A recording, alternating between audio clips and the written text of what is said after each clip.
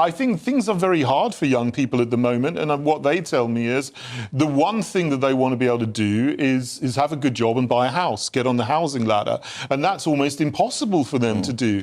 And it's not because we're not building enough houses. The core issue for this is mass immigration has been going on for 25 years.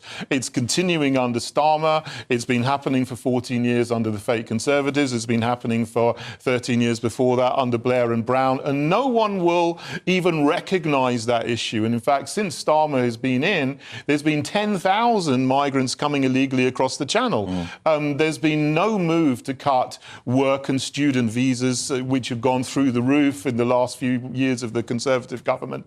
That's going on with over 1 million people coming to the country a year for visas, and they all need housing. So we got to cut immigration so that we stop the housing crisis, and then young people can have a chance.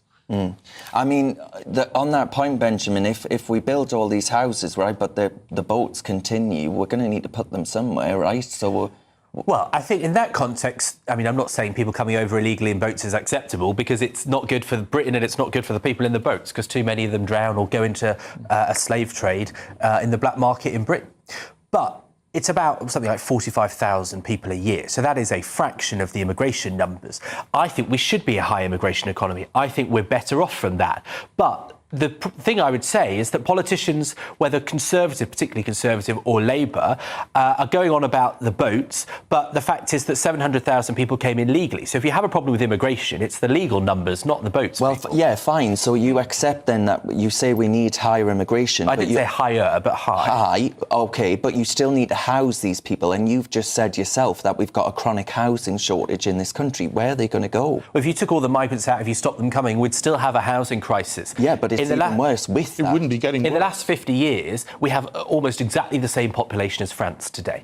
And in the last 50 years, we've built half as many homes as the French. And a big problem of that is people are more bothered about seeing their golf course than building a block of flats that people can build, well, France, can build of course, a life has a in. much larger land mass than we do. Indeed, but the fact is we have not tried to build those houses. We don't have a market economy in the house. You know, if food supply were managed like the building of homes, then we'd all be starving.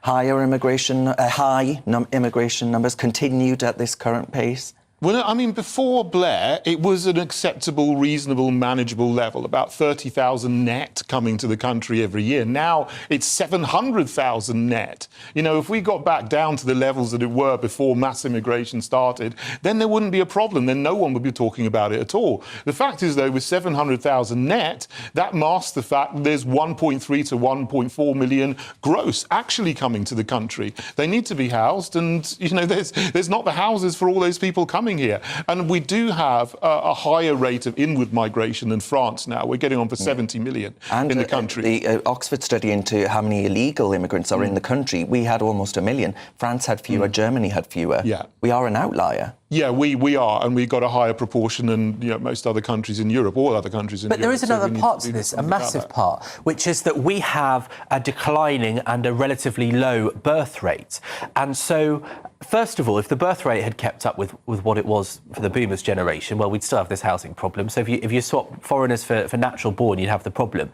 But secondly, when you talk about pensioners, when you talk about paying the health costs and the pension costs, if you reduce the workforce as it is to be a smaller proportion, then how do you make the taxes add up to pay for all the public services? You can't get around that. All right. Other countries in Europe have got a very low birth rate as well. I mean, we're sort of in line. Germany, historically, has taken more immigrants in the last 10, 15 years than we have. And final reply, David? Not as a proportion, but I don't think that means that we need higher immigration. It just means that we need to train and skill the young people that we've got in this country.